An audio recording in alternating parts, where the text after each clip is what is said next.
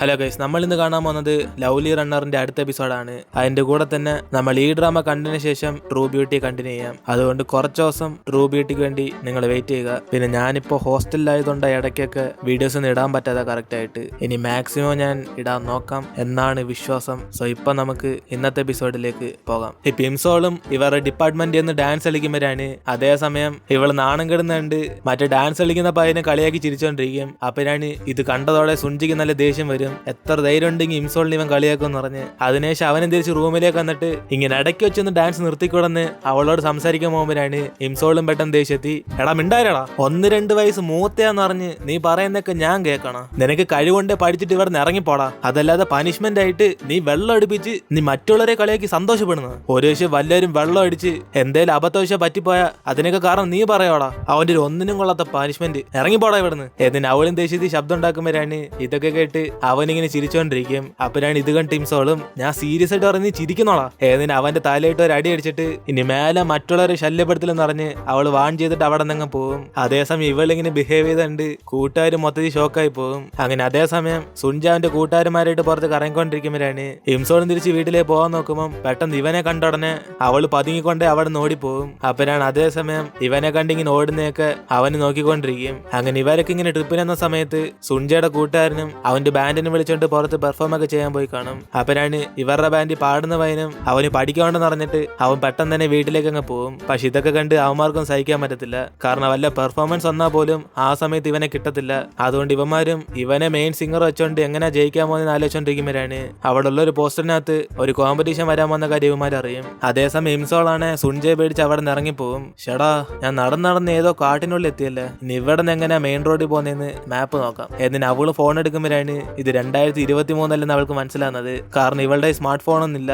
അതോടെ അവള് മൊത്തത്തിൽ പെട്ടെന്ന് അറിഞ്ഞിരിക്കുമ്പോഴാണ് അങ്ങ് ദൂരെ നിന്ന് ഇവൾക്ക് കാട്ടുപന്നിയുടെ സൗണ്ടേ കേൾക്കും. ഇതോടെ ഇംസോളും മൊത്തത്തിൽ പേടിച്ചു പോയിട്ട് എങ്ങനെയൊക്കെ ഇവിടെ നിന്ന് രക്ഷപ്പെട്ട് പോകണമെന്ന് പറഞ്ഞ് അവളും പെട്ടെന്ന് അവളുടെ ബാഗിൽ ഇരുന്ന് വെപ്പൺസ് ഒക്കെ എടുക്കാൻ തുടങ്ങും. കാരണം ഇവളുടെ സേഫ്റ്റിക്ക് വേണ്ടി കുറെ വെപ്പൺസ് വാങ്ങിച്ചു വെച്ചിട്ടുണ്ട്. അങ്ങനെ അതിനകത്ത് ഷോക്ക് വരുന്ന ഒരു വെപ്പൺ എടുക്കുമ്പോഴാണ് ഇവളെ ഫോളോ ചെയ്ത് സുൻജ അവിടേക്ക് വരുമ്പം ഇവള് വേറെ വല്ലവരാന്ന് പേടിച്ച് പെട്ടെന്ന് അവനെ അങ്ങ് അറ്റാക്ക് ചെയ്യും. സുൻജയാ, നിന്റെ ബോധം പോയോ? ഷടാ, ഞാനിപ്പോ എന്ത് ചെയ്യും? എന്നിന് അവള് മൊത്തത്തിൽ പേടിച്ചു പോയിട്ട് അടുത്ത ആരിലുണ്ട് ഹെൽപ്പിന് വരണമെന്ന് പറഞ്ഞ് അവൾ ഹെൽപ്പ് അയച്ചുകൊണ്ടിരിക്കും. പക്ഷെ ഈ കാട്ടിലങ്ങ് ആരും കാണത്തില്ല. അതുകൊണ്ട് അവളും പേടിച്ചിട്ട് ഫോണിൽ സിഗ്നൽ എല്ലാം കിട്ടുന്നുണ്ടെന്ന് പറഞ്ഞ് അവൾ ഓരോ സ്ഥലത്ത് വെച്ച് ഇങ്ങനെ നോക്കിക്കൊണ്ടിരിക്കുമ്പോഴാണ് പെട്ടെന്ന് സുൻജയും ചാടി എഴുന്നേറ്റ് അവളുടെ ദേഹത്ത് ഇങ്ങനെ ടച്ച് ചെയ്യും. അപ്പോഴാണ് അറിയാതെ പന്നിക്ക് വേണ്ടി വെച്ച ട്രാപ്പില് ഇവള് പെട്ടുപോകും. എടാ, ദയവ് ചെയ്ത് നീ ഇവിടെ നിന്ന് പോയി തരാവോ, ഈ സിറ്റുവേഷനിൽ നീ എന്നെ കാണണ്ട. എന്നിന് അവളും പറയുമ്പോഴാണ് അവൻ അതൊന്നും മൈൻഡ് ചെയ്യാതെ അവൾ സുരക്ഷയായിട്ട് ആ ട്രാപ്പിൽ നിന്ന് രക്ഷപ്പെടുത്തും. അതിനുശേഷം അവൻ ആ വെപ്പൺ തിരിച്ച് അവളുടെ തന്നെ കൊടുക്കും. ഇംസോൾ, നിനക്കിത് യൂസ് ചെയ്യണമെന്നുണ്ടെങ്കിൽ ആദ്യം ഇതിനകത്ത് ബാറ്ററി ഇടണം, അല്ലാതെ നീ ഇങ്ങനെ കാണിച്ചിട്ട് ഒരു ഉപയോഗമില്ല. ഏതിന് അവനും പറയുമ്പോഴാണ് ഇത് കേട്ട് അവൾ ഷോക്കായിട്ട്, അപ്പൊ പിന്നെന്തിനാ നീ ബോധം കെട്ടിരുന്നോ?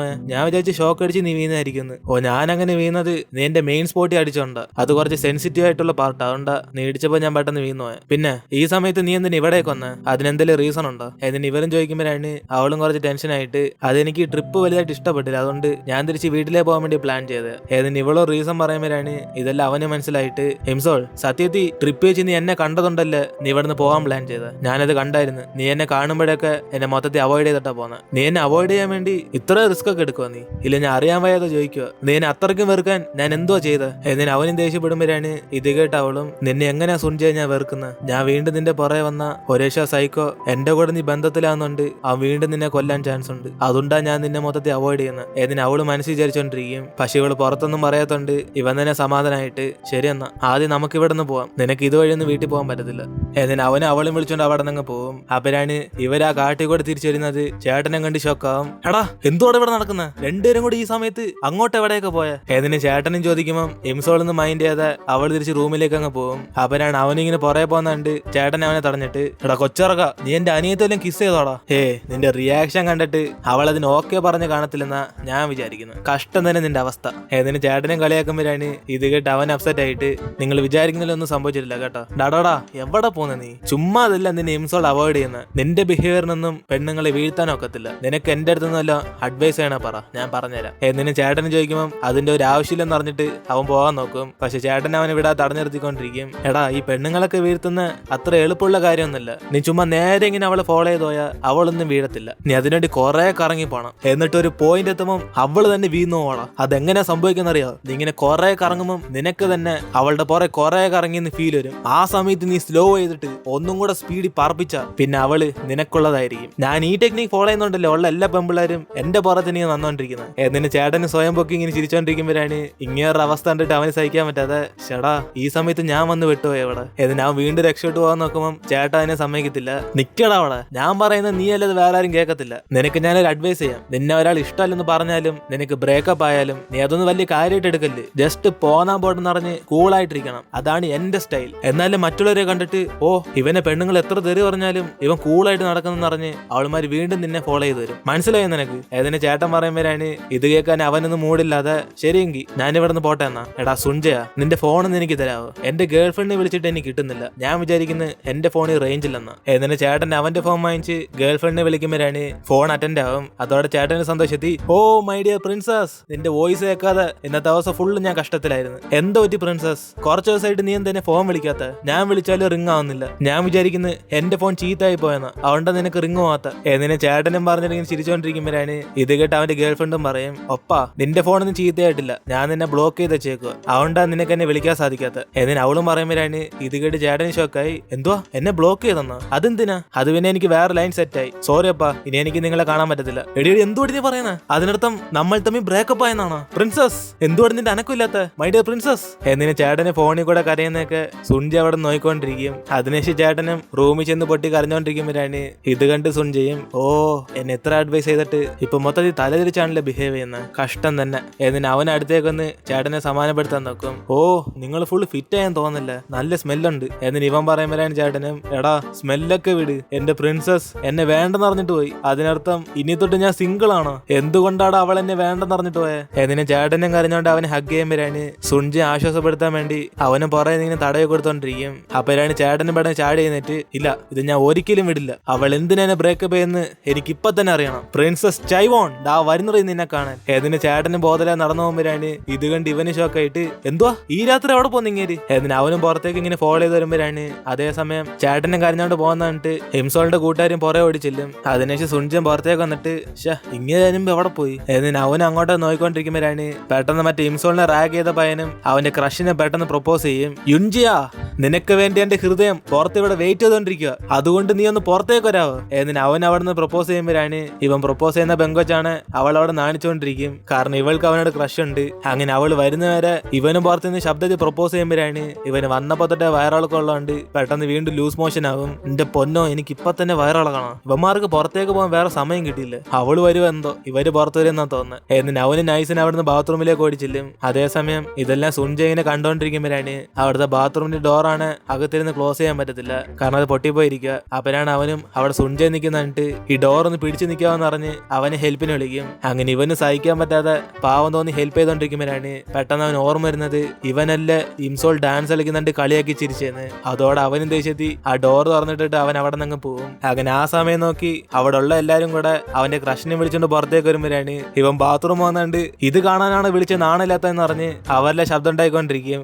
അതിനുശേഷം കൂട്ടുകാരും ചേട്ടന്റെ പുറകെ പോകുമ്പോഴാണ് ചേട്ടന്റെ അനിയത്തെ പോലെ തന്നെ ആ ട്രാപ്പിൽ പെടും. പക്ഷെ എന്നാലും ബോധമില്ലാതെ മൈ ഡിയർ പ്രിൻസസ് എന്ന് പറഞ്ഞ് കരഞ്ഞോണ്ടിരിക്കുമ്പോഴാണ് ഇത് കണ്ട് ഹ്യുൻജി അടുത്തേക്ക് ചെന്നിട്ട് ഒപ്പാ നിങ്ങൾക്ക് എന്തോ പറ്റി, നിങ്ങൾ ആരെങ്ങനെ കെട്ടിയിട്ടേക്കുന്ന? എന്നിന് അവളും കെയർ ചെയ്യുമ്പോഴാണ് അവൻ എന്റെ പ്രിൻസസ് ചതിച്ചിട്ട് പോയില്ലെന്ന് പറഞ്ഞ് അവൻ കരഞ്ഞോണ്ടിരിക്കുമ്പോഴാണ് ഇത് കേട്ട് കൂട്ടുകാരി സന്തോഷത്തി എന്തുവാ അപ്പൊ അവള് നിങ്ങളെ ചതിച്ചോ? അതിനർത്ഥം ഇപ്പൊ നിങ്ങൾ സിംഗിൾ അല്ലേ? എന്നിട്ട് അവളും ചേട്ടനെ സെറ്റാക്കാന്ന് സന്തോഷിച്ചിരിക്കുമ്പോഴാണ് ചേട്ടനാണ് എന്റെ പ്രിൻസസ് പോയെന്ന് പറഞ്ഞ് വീണ്ടും മറ്റുള്ള ഓർ തന്നെ ഇങ്ങനെ കരഞ്ഞോണ്ടിരിക്കും. അപ്പോഴാണ് ഇത് കണ്ട് ഇവൾക്ക് സഹിക്കാൻ പറ്റാതെ ഓ ഇനി എന്തിനാ വെറുതെ അവള് പ്രിൻസസിനൊക്കെ വിളിച്ചോണ്ടിരിക്കുന്നത്? ഒന്ന് മിണ്ടായിരുന്ന, അവളെ നിങ്ങൾ ചതിച്ചിട്ട് പോയതല്ലേ, അവളൊക്കെയാണ് പ്രിൻസസ് എന്ന് വിളിക്കുന്നത്. എന്നിട്ട് ഇവളും ദേഷ്യപ്പെടുമ്പോഴാണ് ചേട്ടൻ അതൊന്നും മൈൻഡ് ചെയ്യാതെ വീണ്ടും പ്രിൻസസ് എന്ന് പറഞ്ഞ് കരഞ്ഞോണ്ടിരിക്കും. ഇതോടെ അവളും ദേഷ്യത്തി ഇനി മേലെ പ്രിൻസസ് എന്ന് പറഞ്ഞാൽ ഞാൻ എന്ത് ചെയ്യുന്നു എനിക്ക് പോലും അറിയത്തില്ല. എന്നിട്ട് അവളും ദേഷ്യപ്പെടുമ്പോ തന്നെ ചേട്ടൻ വീണ്ടും പ്രിൻസസ് എന്ന് പറയും. അതോടെ ഇവളും പെട്ടെന്ന് അവന് മിണ്ടാതാക്കാൻ വേണ്ടി കിസ് ചെയ്യും. അതേസമയം ഇവിടെ സുഞ്ചയാണ് അവൻ പുറത്തിങ്ങനെ ചുമ്മാ കറങ്ങിക്കൊണ്ടിരിക്കുമ്പോഴാണ് അവിടെ ഇംസോൾ ബോധമില്ലാതെ പോയിക്കൊണ്ടിരിക്കുന്നവൻ കാണുന്നത്. ഇത് കണ്ട് അവൻ വീണ്ടും അപ്സെറ്റ് ആയിട്ട് ഇവളെന്തിന് ഈ സമയത്ത് വീണ്ടും ഒറ്റയ്ക്ക് വന്നെന്ന് അവനും കുറച്ച് ദൂരെ നിന്ന് അവളെ തന്നെ നോക്കിക്കൊണ്ടിരിക്കും. അപ്പോഴാണ് അവള് സ്ഥലത്തേക്ക് ചെന്നിരുന്നിട്ട് സുഞ്ചയെ കുറിച്ച് ആലോചിച്ചോണ്ട് അവളും പെട്ടെന്ന് ബോധമില്ലാതെ അങ്ങോട്ടും ഇങ്ങോട്ട് ആടിക്കൊണ്ടിരിക്കുമ്പോഴാണ് ഇത് കണ്ട് ഇവനും പേടിച്ചോയി അവൾ തറയോല്ലേ വീഴോന്ന് പറഞ്ഞ് അടുത്തേക്ക് ഓടിച്ചെന്ന് അവളെ സേവ് ചെയ്യും. അപ്പോഴാണ് ഇവനെ കണ്ടതോടെ അവള് വിഷമത്തി അവനായിട്ട് വഴക്ക് പറയാൻ തുടങ്ങും. സുൻജയ, നീ എന്തിനാ ഇപ്പൊ വീണ്ടും ഇവിടെ കൊന്ന?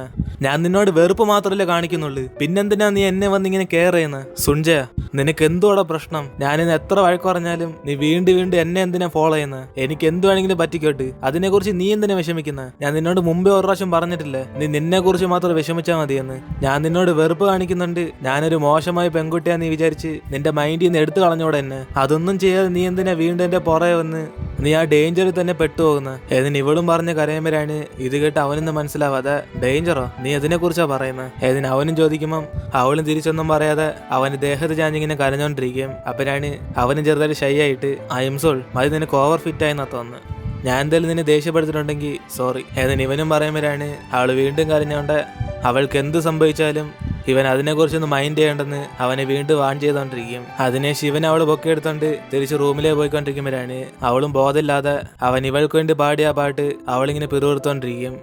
അപ്പോഴാണ് ഇത് കേട്ടതോടെ അവന് മൊത്തം ഷോക്കായി പോകും. കാരണം അവനിപ്പോൾ ഈ പാട്ട് എഴുതിയതേ ഉള്ളു, ഇതുവരെ പുറത്ത് ആരോടും പാടി കാണിച്ചിട്ടില്ല, അവന്റെ കൂട്ടുകാരനല്ലാതെ. അതുകൊണ്ട് അവൾ ഫ്യൂച്ചറിൽ കേട്ട് ഈ പാട്ട് പാടുന്നുണ്ട്, ഇവൾക്ക് എങ്ങനെ ഈ പാട്ട് അറിയാമെന്നറിഞ്ഞ് അവന് ഷോക്കായി പോകും. അപ്പോഴാണ് അവളും ഈ തവണ തീർച്ചയായിട്ടും നിന്റെ ഫ്യൂച്ചർ മാറ്റെന്നറിഞ്ഞ് അവളും ബോധമില്ലാതെ ഇവനോട് സംസാരിച്ചുകൊണ്ടിരിക്കും. അങ്ങനെ ട്രിപ്പ് കഴിഞ്ഞ് ഇവെല്ലാം തിരിച്ച് വീട്ടിലേക്ക് ചെല്ലുമ്പോഴാണ് സുൻജവന്റെ കൂട്ടാനെ ചെന്ന് കണ്ടിട്ട് ഇവൻ ഇംസോൾ നോർത്ത് എഴുതിയ പാട്ട് പുറത്ത് ആരോടെങ്കിലും ഇത് ഷെയർ ചെയ്തിട്ടുണ്ടോ എന്ന് ചോദിക്കും. അപ്പോഴാണ് ഇത് കേട്ട് അവനും, എടാ ആ പാട്ട് ഞാൻ എന്തിനാ പുറത്തൊക്കെ പോയി പാടുന്നത്? വേണം ഈ പാട്ട് ഫേമസ് ആക്കാൻ വേണ്ടി നീ ഞങ്ങളുടെ ബാൻഡിൽ ചേരുന്നു? ഏതിന് അവൻ ആ പോസ്റ്റർ കണ്ട കോമ്പറ്റീഷന് ഇവനെ പങ്കെടുക്കാൻ വേണ്ടി വിളിക്കും. പക്ഷെ അതേസമയം ഇവിടെ സുൻജയാണ് ഇംസോൾ എങ്ങനെ ആ പാട്ട് അറിയാന്ന് പറഞ്ഞ് അവൻ ആ ഷോക്കിൽ തന്നെ ഇരിക്കും. അതിനുശേഷം അടുത്ത ദിവസം ഇവളും പോലീസിനെ വിളിച്ച് ആ സൈക്കോയെ കണ്ടെത്തിയില്ലെന്ന് അന്വേഷിക്കുമ്പോഴാണ് പോലീസും അവൻ താമസിക്കുന്ന സ്ഥലം കണ്ടെത്തി പോയപ്പം അവിടെ ഫുൾ ആ സൈക്കോ കത്തിച്ച ആ സ്ഥലം മൊത്തം നശിപ്പിച്ച് അവൻ അവിടെ നിന്ന് എസ്കേപ്പ് ആയെന്ന് പറയും. അപ്പോഴാണ് ഇത് കേട്ട് അവള് മൊത്തത്തിൽ പേടിച്ചു പോയിട്ട്, അപ്പൊ അതിനർത്ഥം അവൻ വീണ്ടും എന്നെ കൊല്ലാൻ വേണ്ടി തിരിച്ചു വരുമോ? ഒരു പിന്നെ അവൻ വീണ്ടും സുൻജയുടെ ഫ്രണ്ട് ചെന്ന് പെട്ടാലോ? വീണ്ടും ഫ്യൂച്ചർ പഴയതുപോലെ തന്നെ ആകത്തില്ല? ഏതിന് അവളും ടെൻഷനായി ഒരു സ്ഥലത്തേക്ക് പോകാൻ വേണ്ടി ഇങ്ങനെ പുറത്തേക്ക് ഇറങ്ങുമ്പോഴാണ് അവിടേക്ക് സുൻജയം വന്ന് നിൽക്കും. ഹിംസോൾ, ഞാൻ നിനക്ക് വേണ്ടി കുറെ സമയത്ത് വെയിറ്റ് ചെയ്തോണ്ടിരിക്കുക. നിനക്ക് എങ്ങനെ അറിയാം ഞാൻ എഴുതിയ പാട്ട്? ഞാൻ ഇതുവരെ എന്റെ കൂട്ടുകാരനല്ലാതെ വേറെ ആരോടെ പാട്ട് ഷെയർ ചെയ്തിട്ടില്ല, പിന്നെങ്ങനെയാ നിനക്ക് ആ പാട്ട് അറിയാന്ന്? ഇനിയിപ്പോ നീ സത്യത്തിൽ ഫ്യൂച്ചറിൽ നിന്ന് ഇവിടെ കൊന്നേക്കോണോ? ഏതിന് ഇവനും ചോദിച്ചോടെ അവള് മൊത്തത്തിൽ ഷോക്കായി പോകും. അങ്ങനെ ആ സീനോടെ നമ്മുടെ ഇന്നത്തെ എപ്പിസോഡ് ഇവിടെ തീരുക. അതേപോലെ തന്നെ ട്രിപ്പിന്റെ അവിടെ വെച്ച് ബോധമില്ലാത്ത ഇംസോളിനെ പൊക്കെടുത്തോണ്ടോ നോക്കുമ്പോഴാണ് അറിയാതെ ഇവർ തമ്മിൽ കിസ് ചെയ്ത് കാണും. അങ്ങനെ ആ ഒരു സ്വീറ്റ് മൊമെന്റോടെ ഈ എപ്പിസോഡ് ഇവിടെ തീരുവാണ്. ഇനി ഒരു 8 എപ്പിസോഡ് കാണത്തുള്ളൂ മിക്കവാറും ഈ ഡ്രാമ തീരാൻ. അതുകൊണ്ട് ഡ്രാമ ഇഷ്ടപ്പെട്ടിട്ടുണ്ടെങ്കിൽ വീഡിയോ ലൈക്ക് ആയിട്ട് മറക്കാൻ നിങ്ങളുടെ ഫ്രണ്ട്സിനും കൂടെ ഷെയർ ചെയ്യുക. സോ ഇനിയിപ്പോൾ നമുക്ക് അടുത്ത എപ്പിസോഡിൽ കാണാം.